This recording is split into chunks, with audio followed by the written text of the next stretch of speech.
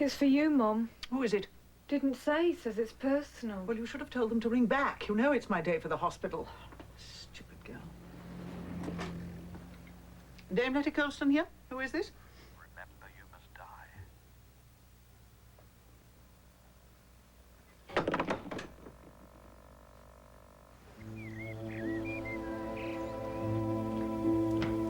Ah, Taylor. Did you have a nice afternoon at the pictures? There is no Taylor here. Pull yourself together. Come and get warm, Godfrey, dear. Letty's had another of those extraordinary phone calls. I've asked her to come and stay with us for a day or so. Oh, dear. Well, it's damn worrying. I had a phone call the other day. That young man from the papers who wrote those thrilling things about my books. That was 5 years ago. Thank you, Taylor. That is not Taylor. That is our housekeeper, Mrs. Anthony. Taylor is in the hospital. Has been for the past year. Hospital? I must go to... Now, my dear Charmian. Don't be so silly, you know. Perfectly well, you're not up to going anywhere. Besides, from what Letty says, she probably won't remember you. And she never even mentions my name? Never. I know how fond you were of her, Taylor, but I'm afraid dear Charmian has gone quite gaga. Such a trial for my poor brother. I've told him she'll be far better off in a private nursing home. But Mr. Godfrey'd be heartbroken. Still, I suppose if she's that bad... Bob's your uncle. I beg your pardon. We are having a private conversation. And how are our bowels today, Granny Wallace? Fanny's your aunt. That's enough from you, Granny Barnacle. Or someone else will be getting an enema. Must they address you all as Granny all the time? Well, I expect they find it easier. I'm sure I've seen that woman somewhere. Perhaps. She used to sell newspapers at the Elephant and Castle. I have never been to the Elephant and Castle in my life. No, but you were a prison visitor for many years, Dame Letty. What do you mean? Oh, surely they don't allow people like that This in here. is the National Health Hospital. Well, that's no excuse. I'm afraid I'm going to have to cut them out of my will. Have you heard any more from your mysterious telephone caller? Several times. It was the same message. Remember, you must die. You really should tell the police. And have them prying into my private affairs. Besides, have you seen the sort of policemen they employ nowadays? Not even sure some of them are entirely white. But then they could intercept your calls. Been having them obese phone calls, have you, dearie? It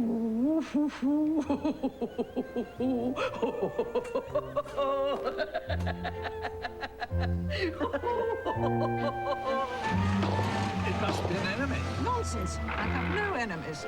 Lights! Please don't tell me how to drive, Letty. I had observed the lights.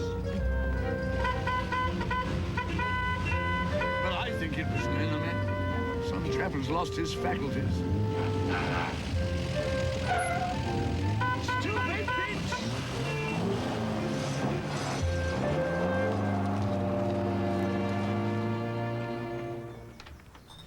Oh, there's a bit here about Eric.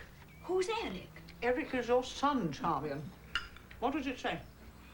It is a pity that Eric Colston has not inherited even a small spark of his mother's literary genius. His cheerless offering has all the style and polish of a lump of pumice stone. That'll do, Godfrey. I know where the Times gets their critics from these days. Oh, I couldn't read the damn book. All about some motor car salesman having it off with a communist librarian in some ghastly hotel in Leeds. Who wants to read about that? Anyway, the fellow's quite right. Eric can't hold a candle to Charmian. Thank you, dear. You know what you've got against Eric? You never did like the boy, just because he's sensitive and artistic. Boy, he's over 50. 52. Did I tell you that young man from the papers rang and wants to come and see me? Oh, good morning, Taylor. That is not Taylor.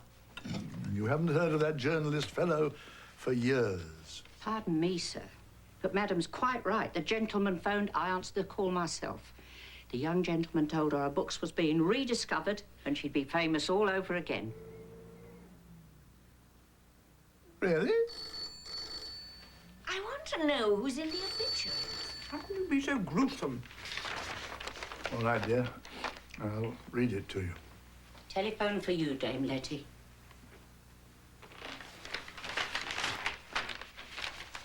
I'll see who it is.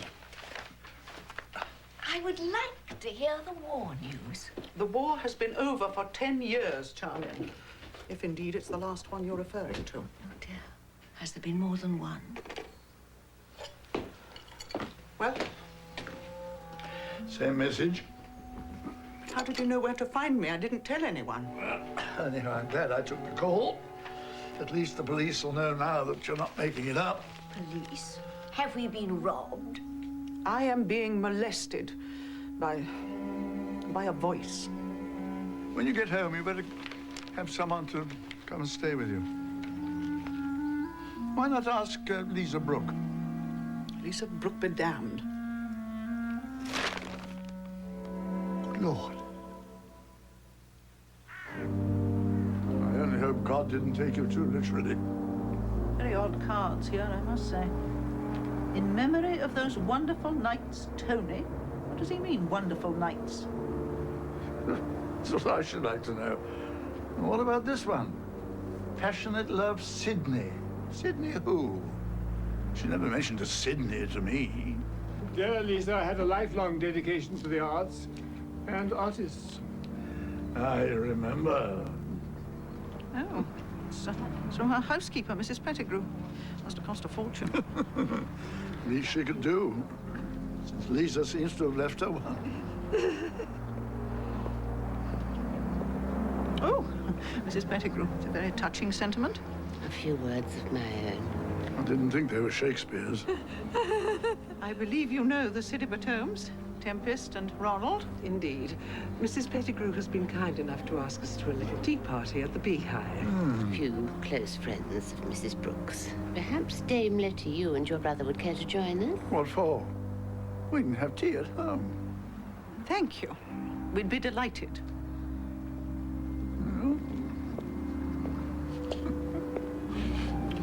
I wonder, if you're wrong about the will, Mrs. Pettigrew might need a new position. Perhaps she might be interested in taking care of Charmian. She seems a little bit forceful, wouldn't you say? Charmian needs a firm hand. There's that little rotter guy, Lee. Pretend you don't see him. Really, Godfrey? Who are all these people?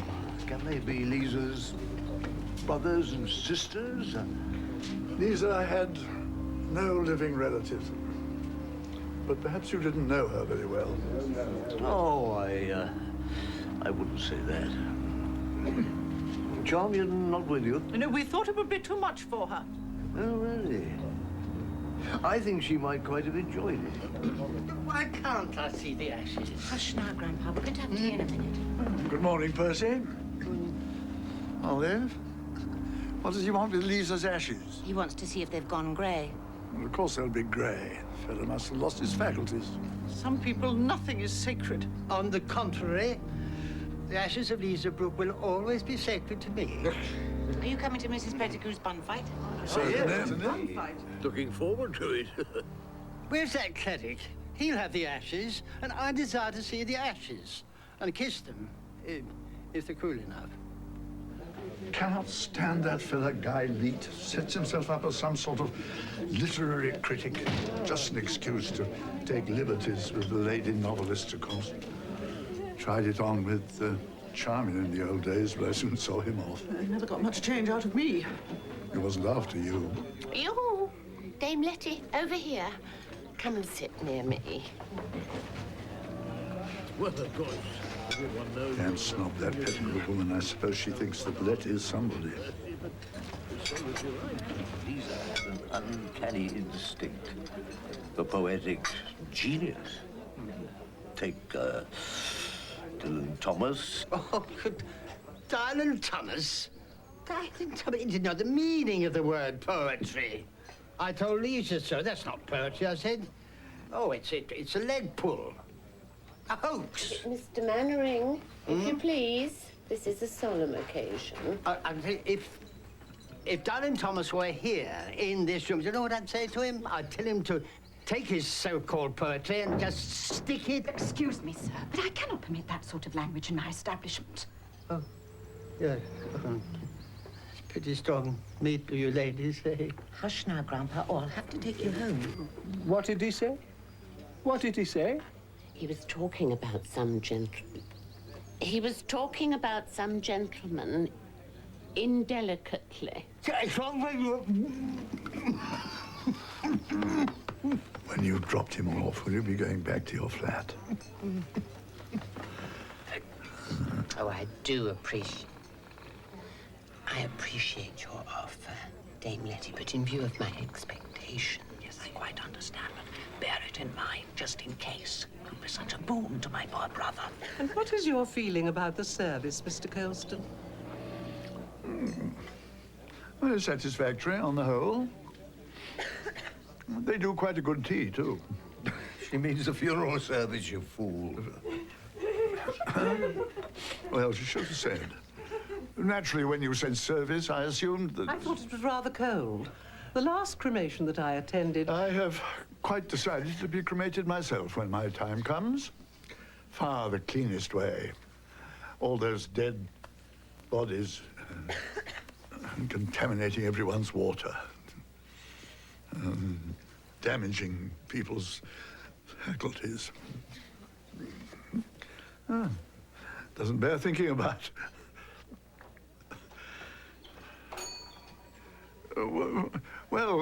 Anyway, you should have said funeral service to start with.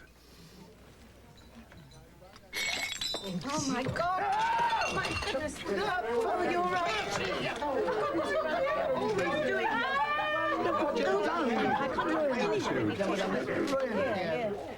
Letty thinks you should have someone to take care of you. Stuff and nonsense. Anyway, I already have Taylor.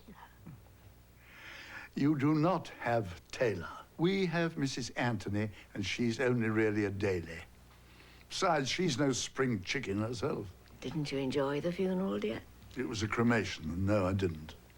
For one thing, that little squirt Guy Leet was there, showing off as usual. Has to hobble about on 2 sticks these days. Ah, serves him right. Oh, what a clever man he was. And so charming, too. I'll be off home now if there's nothing else. I've left a casserole in the oven for your suppers. Thank you. How old are you now, Taylor? I'll be 70 next birthday, madam. Oh, good. Then you'll be one of us.